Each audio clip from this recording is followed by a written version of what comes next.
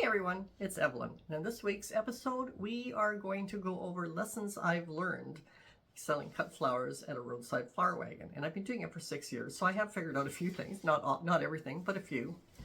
And the first lesson that I've learned is I'm going to deal with is actually a question that I get asked all the time, which is, do you get any theft?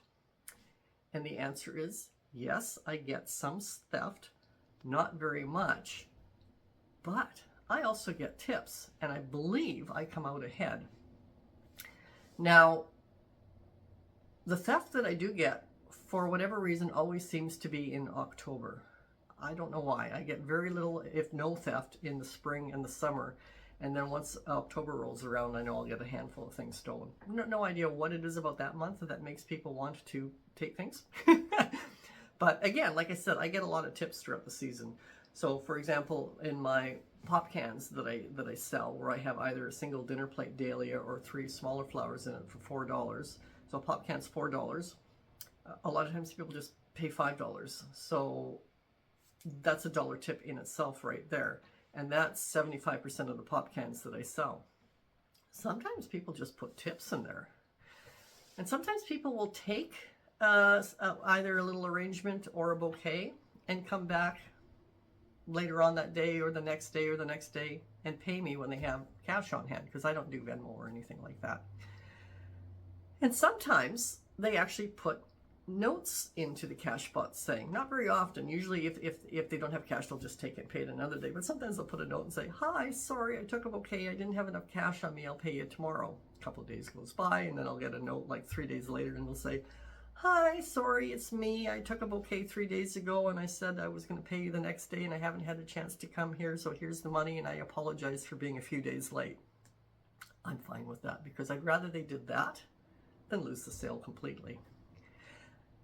Now, the other thing I do get is notes that simply thank me for having my roadside flower wagon out there. And often, although I can't say specifically, but often those notes are accompanied by a tip, but they don't say they left a tip. Now, one of the reasons I believe that people thank me for my roadside flower wagon is not specifically because it's there, because there's been other roadside flower wagons that have popped up in my town of Campbell River since I started doing it, and they don't exist anymore. But one thing that I do that is completely different, that I think is really, really important, is treat it like it's a store. People are coming to your flower wagon to buy. It is a retail storefront. Now, have you ever gone to a store that you wanted to go buy something and it's been closed because it's like a family owned or whatever, and something's come up and it's been closed? And you're kind of annoyed when you go there, aren't you? So I think consistency of hours, whatever those hours are, is vital. So if like for my case, I like to, because I'm so close to the downtown area, and I get people coming into the downtown to visit. I get people going into the downtown to go to work. I get people leaving work and so forth and so on, or they're going out in the evening and they're driving by. I keep long hours. So I'm open from 10 a.m. to 10 p.m. every single day. So people know I'm going to be open if they come by my flower wagon. And I think it's vital that I don't all of a sudden take a few days off. So when it's flower wagon season, we tend to not go on a multi-day trip. If we absolutely have to, I'll just have a friend, show them, have some, try to do it in such a way so that she can have stuff out there. If she can't make bouquets, she can at least put single stem cut flowers out there. And I will try to do that, but mostly I will try not to be away. That's why we don't, or I personally don't do anything with flowers in the months of December and January. November is busy planting tulip staffs, etc., and garlic. And February, of course, is seed season. But December and January, I don't do anything with flowers, so that if we want to go away, that would be the time of year that we would do that. And because I'm open from 10 a.m. to 10 p.m., and in the spring and in the fall, 10 p.m. it's dark, so we have lights on our fence, and we make sure, and they're on a timer, and we make sure they're on until 10 p.m. and go off at 10 p.m., which is basically when the storefront closes. It's fairly easy for me to keep the flower wagon stocked throughout the day because I have a home office. So I don't load it up with bouquets because it's very, very hot out on our road. So I will keep only 1 or 2 bouquets out there at a time, depending on the season. Like spring and autumn, I can put 2 bouquets up, but in the summer I try to keep it to 1. And when it sells, my window is literally right there and I can see the flower wagon. So I can see when it sells and I can get another one out there so that the flowers are always more or less fresh and have not been sitting in the blazing hot sun all day long. Which of course is another really important thing to do if you're selling flowers. You want to make sure that they're relatively optimum condition when people come to buy them. So the other thing that I do is within the flower wagon, I've learned that it's really important to keep it full. Keep it full of color. Keep it full of eye candy. And one way I do that, aside from the actual flowers, is I sell vases to go along with the flowers. So for instance, I sell bouquets, and at the very back of the flower wagon, I will sell empty vases that can be purchased along with the bouquet. Now, aside from the bouquets, I also sell either small flower arrangements or my little pot can arrangements. And I won't do canning jars because I learned a long time ago that a canning jar has a big mouth on it, and that big mouth takes a lot of flowers. You're far better off doing a flower arrangement in a small thrifted vase with a much smaller mouth that you can put flowers in, such as this sweet pea arrangement. The vase itself only cost me $2, and then I put in enough sweet peas at their value to equal $15, and I sold that for $15. But I can also just have the pot can arrangements there, and then on the top shelf of my flower wagon, I can put really little vases that they can buy the flowers from the pot can, and then they can buy a little tiny vase and put them together themselves. So they have the options of just buying the flowers or buying the flowers in a vase. And because the vases, I make sure don't look anything at all alike, that array of vases in itself creates more eye candy. And with the big ones that line the back, the few small ones that might be on the shelf, I also put some medium-sized ones along the edge of the inside of the flower wagon.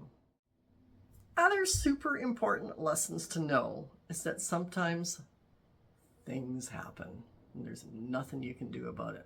For example, last year, just as my tulips were all starting to blow open at the same time, because we had that same weather pattern that everybody else did, where they all started to open at exactly the same time, early, mid, and late.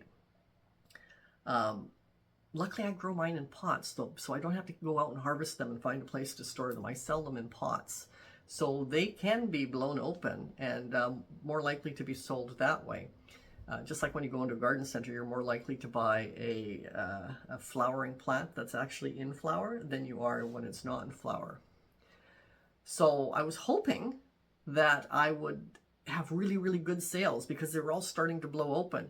And I got them all out. I got the flower wagon up on the road, and I got all the daffodils, and because the daffodils and tulips were blooming at the same time, I loaded it up with as many as I could.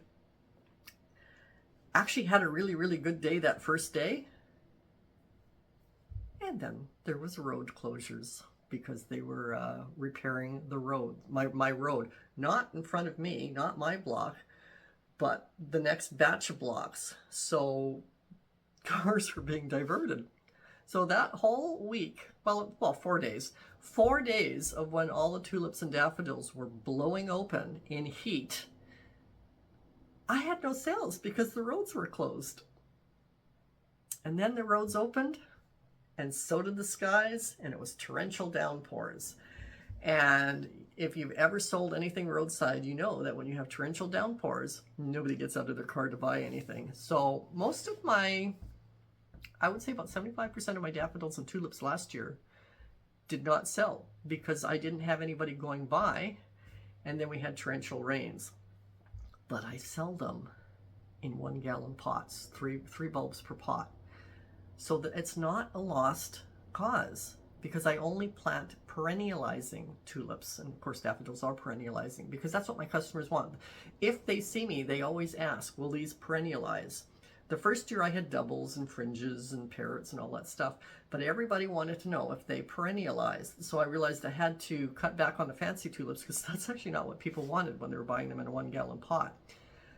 And I knew that perennializing tulips do well in 1-gallon pots because for years I had on our deck a whole slew of them in 1-gallon pots that I would bring out every spring, and they would bloom away, and then when they finished blooming I'd store them down the side of the house.